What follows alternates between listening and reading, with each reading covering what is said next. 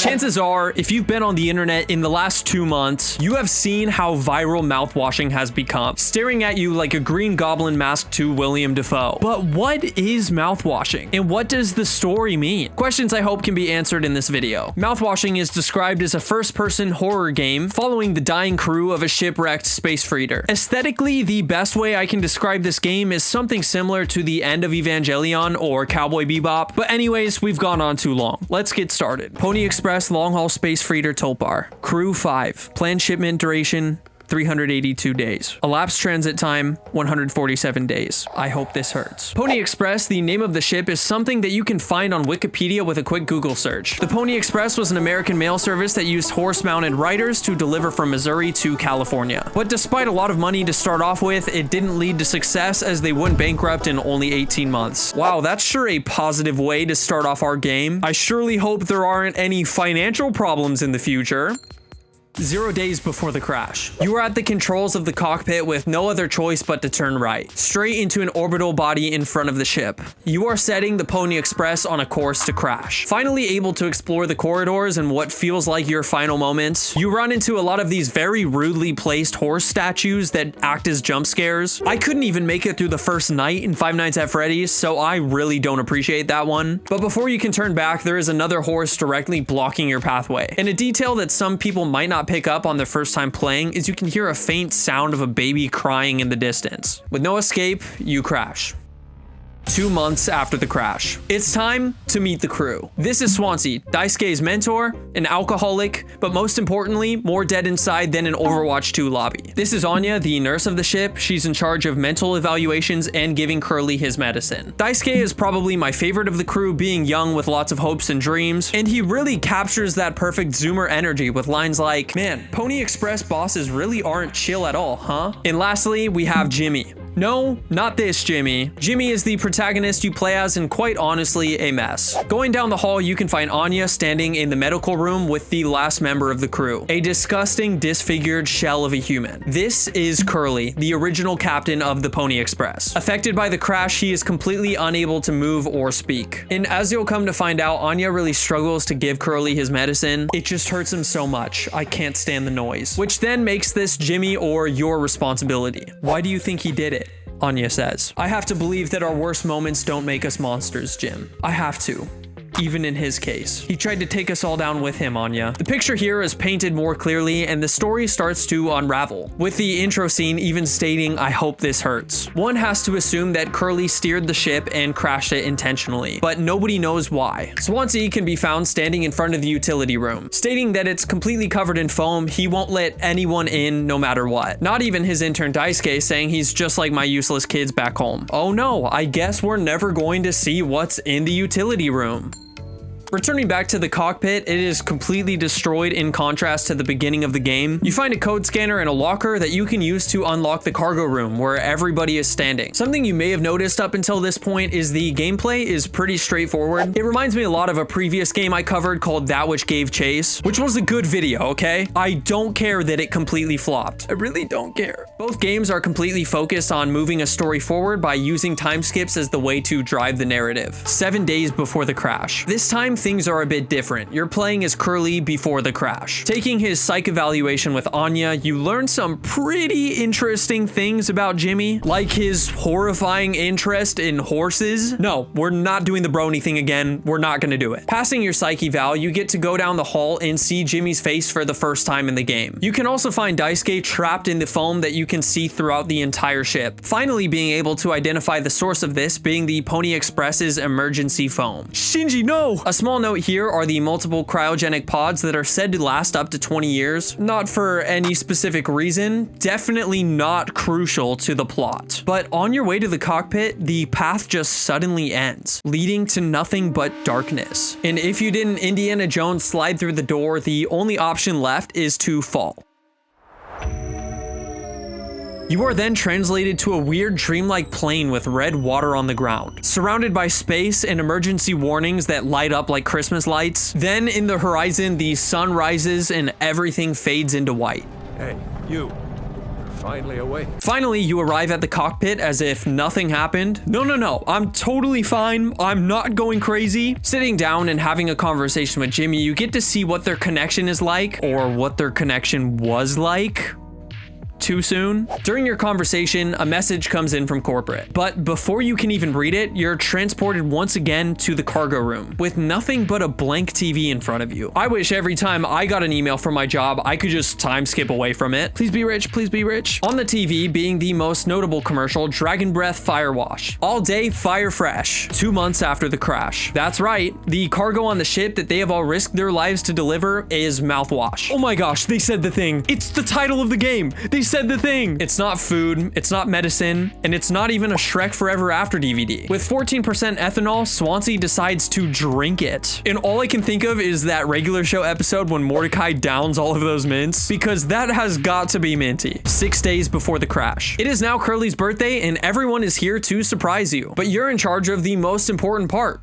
Making the birthday cake. Gathering all of the ingredients and then bringing the cake to the table, the team expects a speech. But that's when Curly has to break the hard news. Corporate is laying off the crew and this is their final mission. And here Jimmy just gets completely unhinged. He goes off just roasting the entire crew, but he specifically directs attention to Curly. Jimmy is selfish, but more importantly, he really struggles to take responsibility. Oh, come on, that one is right there. But instead of cutting the tension, Curly takes the knife and cuts the cake. 3 months after the crash. You can find Anya speaking with Swansea at 2 a.m. in the cockpit. Upon entering, she turns her head away. Anya, are you crying? No, don't worry. I'm okay. We all need to keep it together. This is when Swansea says, oh, I'm keeping it together. Don't you worry, Captain. And of course, Anya once again forgot to give Curly his medicine, leaving it up to Jimmy. Here we go again, Curly. I don't want to do this any more than you do. Giving him his medicine, you can hear him scream in complete agony.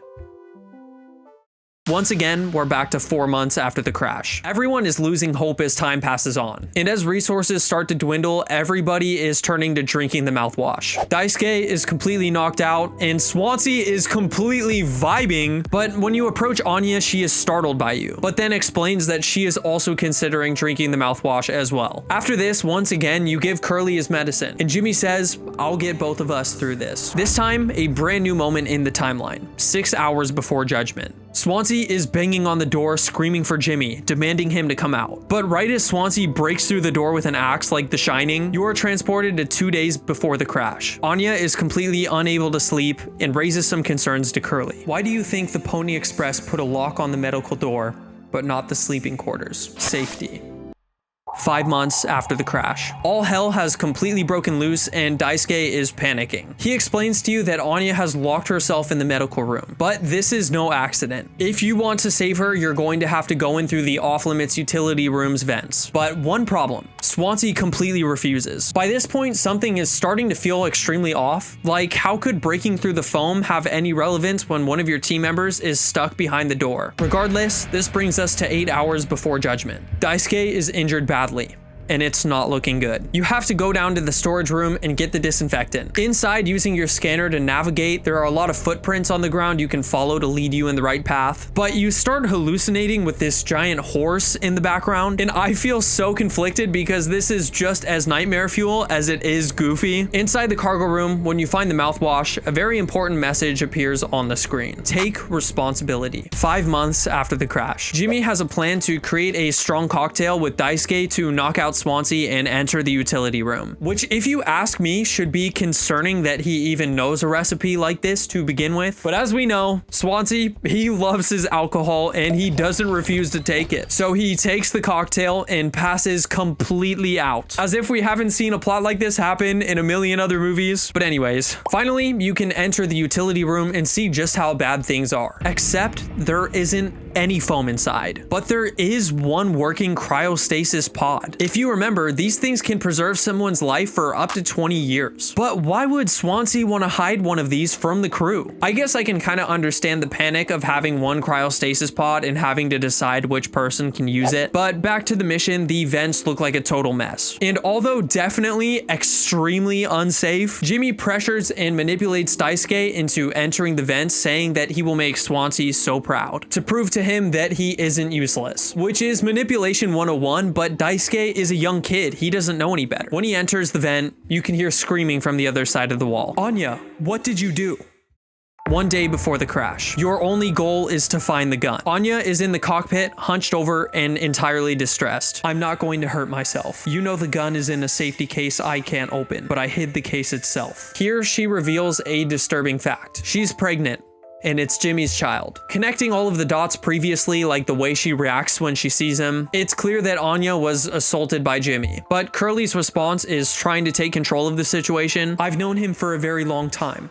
I'll talk to him. Anya replies, I know you'd never give me the gun to protect myself, so the least I can do is make sure he never gets it either. This is also most likely why she was speaking to Swansea late in the night, but another angle to look at this from that I found when researching the story of the game was that she feels nauseous every single time she has to force Curly to do something he doesn't want to do, similar to the traumatic event that happened to her. 6 hours until judgment. It's very clear to me that this is the end for Daisuke, but this also marks a shift in Swansea's behavior. In contrast from him always being so harsh towards Daisuke, things change. Useless ray of sunshine, just a good kid trying his best. You could have taught an old fool like me a lot. In refusing to watch Daisuke suffer, Swansea decides to put him out of his misery. After this, Jimmy reveals that he knows what's happening in the utility room, but Swansea doesn't even seem to care anymore. I know all about your plan, Swansea. Sneaking around with that axe, telling Anya who knows what. I sure did talk to Anya, but it was her telling me all sorts of things instead, wasn't it? After this, you find Anya dead. She took her own life with the remaining painkillers in the medical room. And right in front of Curly is a briefcase with a gun inside of it.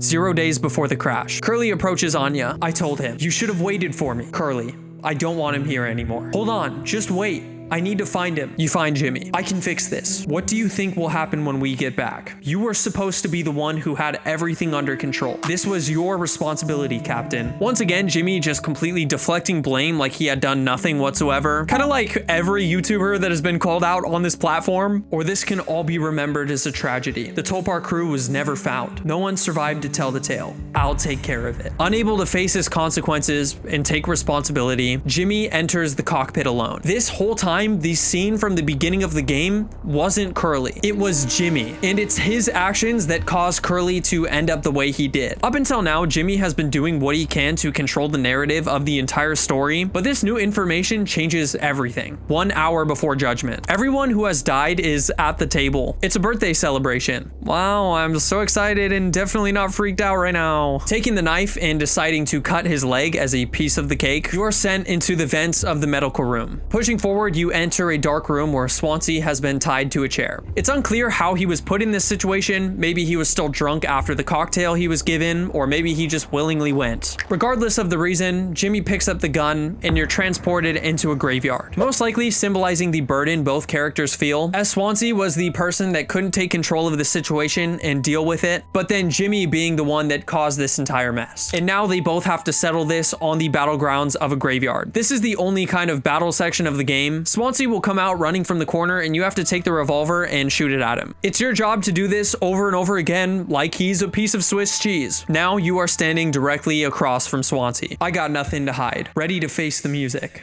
But you, cowardly and selfish, and you can't even see it. I should have been able to protect the kid. Swansea wanted to protect the cryostasis pod because he wanted to give it to Daisuke, as he was the youngest of the crew and had the brightest future. He aims the gun and finishes Swansea. Now it's time to look at the monstrosities inside Jimmy's mind. Following down a hallway that eventually turns into a fleshy mess, because of course this is a staple in indie horror games. Exiting the tunnel, Curly is tied to a chair with valves coming out of his body. You have to arrange a series of tubes to send through a piece of Curly's leg to be digested. If the order is wrong, it's disgusting, but he's going to puke it up. Something I had to see way too many times, but successfully solving this puzzle will let you progress. Jimmy is in space, standing in front of a burning Curly. Back to another fleshy horror, there's a giant womb in front of you. Suddenly, a monster of horses bursts out of it, and this is probably the scariest stage of the game, as you have to progress through the vents without being hit by this thing. But escaping this, you can finally enter the final scene of the game. Jimmy brings Curly to the cryostasis pod. Jimmy starts the cryostasis chamber and takes his own life, once again failing to take responsibility, leaving Curly to either wake up to a brighter future or be doomed even worse with no painkillers and being completely alone. And that is the end of Mouthwashing. It's not very often that I see a game played from the role of the antagonist. It almost makes things so unclear the first time you play through this game because Jimmy is really a master manipulator, trying his best to control the narrative and push the blame on literally everybody else. There are so many details I didn't pick up on the first time playing this game, but notice it when watching it back. And I think that's another factor of what makes this game so special. But anyways, that's all the time I have for this video, guys. If you enjoyed this video, you might want to check out some of my other content. I also make pop music. If that's something you're interested in, it's going to be at the end of this video and in the description. And yeah, peace out.